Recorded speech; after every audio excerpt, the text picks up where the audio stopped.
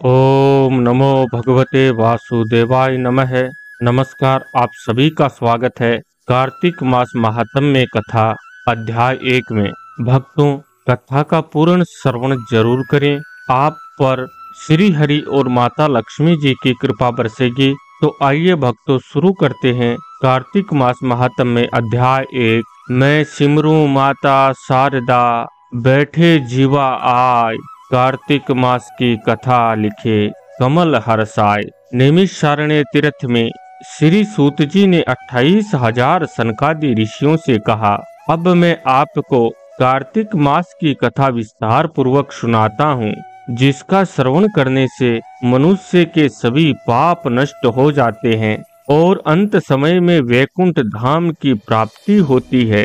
श्री सूत जी ने कहा, श्री कृष्ण जी से अनुमति लेकर देव ऋषि नारद के चले जाने के पश्चात सत्यभामा प्रसन्न होकर भगवान श्री कृष्ण से बोली, है प्रभु, मैं धन्य हुई, मेरा जन्म सफल हुआ। मुझ जैसी त्रिलोक्य सुंदरी के जन्मदाता भी धन्य है, जो आपकी 16,000 स्त्रियों के बीच में आपकी परम प्यारी पत्नी बनी।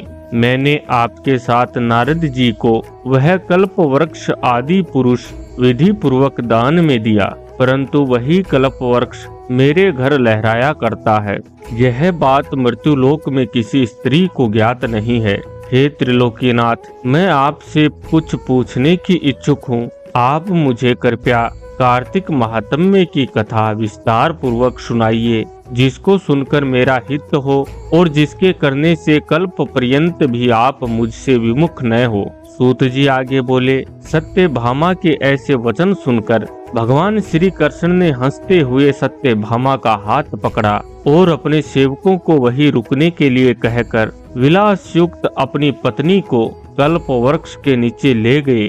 फिर हंसकर बोले, हे प्रिय, 16,000 रानियों में से तुम मुझे प्राणों के समान प्यारी हो। तुम्हारे लिए मैंने इंद्र एवं देवताओं से विरोध किया था। हे कांते, जो बात तुमने मुझसे पूछी है उसे सुनो। एक दिन मैंने तुम्हारी इच्छा पूर्ति के लिए गरुड़ पर सवार होकर इंद्र लोक जाकर कल्प वृक्ष मांगा। इंद्र द्वारा मना किए जाने पर इंद्र एवं गरुड़ में घोर संग्राम हुआ और गोलोक में भी गरुड़ जी गौवों से युद्ध किया। गरुड़ की चोंच की चोट से उसके कान एवं पूंछ कटकर गिरने लगे, जिससे 3 वस्तुएं उत्पन्न हुई। कान से तंबाकू, पूंछ से गोभी और रक्त से मेहंदी बनी।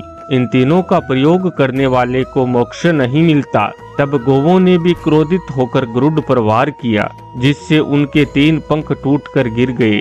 इनके पहले पंख से नीलकंठ, दूसरे पंख से मोर और तीसरे पंख से चकवा चकवी उत्पन्न हुए। हे प्रिय, इन तीनों का दर्शन करने मात्र से ही शुभ फल प्राप्त हो जाता है। यह सुनकर सत्यभामा ने कहा, हे प्रभु, कृपया मुझे मेरे पूर्व जन्मों के विषय में बताइए कि मैंने पूर्व जन्म में कौन कौन से दान, व्रत व जप नहीं किए हैं। मेरा स्वभाव कैसा था, मेरे जन्मदाता कौन थे और मुझे मृत्यु लोक में जन्म क्यों लेना पड़ा। मैंने ऐसा सुना कि कौन सा पुण्य कर्म किया जिससे मैं आपकी अर्धांगिनी हुई। भगवान श्री कृष्ण ने कहा, हे प्रिय, अब मैं तुम्हारे द्वारा पूर्व जन्म में किए गए पुण्य कर्मों को विस्तार पूर्वक कहता हूँ, उसे ध्यान से सुनो। पूर्व समय में सतयुग के अंत में मायापुरी में अत्रि गोत्र में वेद वेदांत का ज्ञाता देव शर्मा नामक एक ब्राह्मण निवास करता था। वह प्रतिदिन अतिथियों की सेवा, हवन और सूर्य भगवान का पूजन किया करता था। वह सूर्य के समान तेजस्वी था। वर्धावस्था में उसे गुणवती नामक कन्या की प्राप्ति हुई। उस पुत्रहीन ब्राह्मण ने अपनी कन्या का विवाह अपने ही चंद्र नामक शिष्य के साथ कर दिया। वह चंद्र को अपने पुत्र के समान मानता था और चंद्र भी उसे अपने पिता की भांति सम्मान देता था। एक दिन वे दोनों कुश व समिधा लेने के लिए जंगल में गए। जब वे हिमालय की तलहटी में भ्रमण कर रहे थे, तब उन्हें एक राक्षस आता हुआ दिखाई दिया। उस राक्षस को देखकर भय के कारण उनके अंग शिथिल हो गए और वे वहां से भागने में भी असमर्थ हो गए। तब उस काल के समान राक्षस ने उन दोनों को मार डाला। चूंकि वे धर्मात्मा थे, इसलिए मेरे पार्षद उन्हें मेरे वैकुंठ धाम में मेरे पास ले आए। उन दोनों द्वारा आजीवन सूर्य भगवान की पूजा किए जाने के कारण मैं दोनों पर अति प्रसन्न हुआ। गणेश जी, शिव जी, सूर्य व देवी, इन सब की पूजा करने वाले मनुष्य को स्वर्ग की प्राप्ति होती है। मैं एक होता हूँ, काल और कर्मों के भेद से 5 प्रकार का होता हूँ। जैसे एक देवदत्त, पिता, भ्राता आदि नामों से पुकारा जाता है। जब वे दोनों विमान पर आरूढ़ होकर सूर्य के समान तेजस्वी रूपवान चंदन की माला धारण किए मेरे भवन में आए तो वे दिव्य भोगों को भोगने लगे। आज का कार्तिक मास अध्यात्म में अध्याय प्रथम समाप्त हुआ। कल श्रवण करेंगे कार्तिक मास अध्यात्म में अध्याय 2।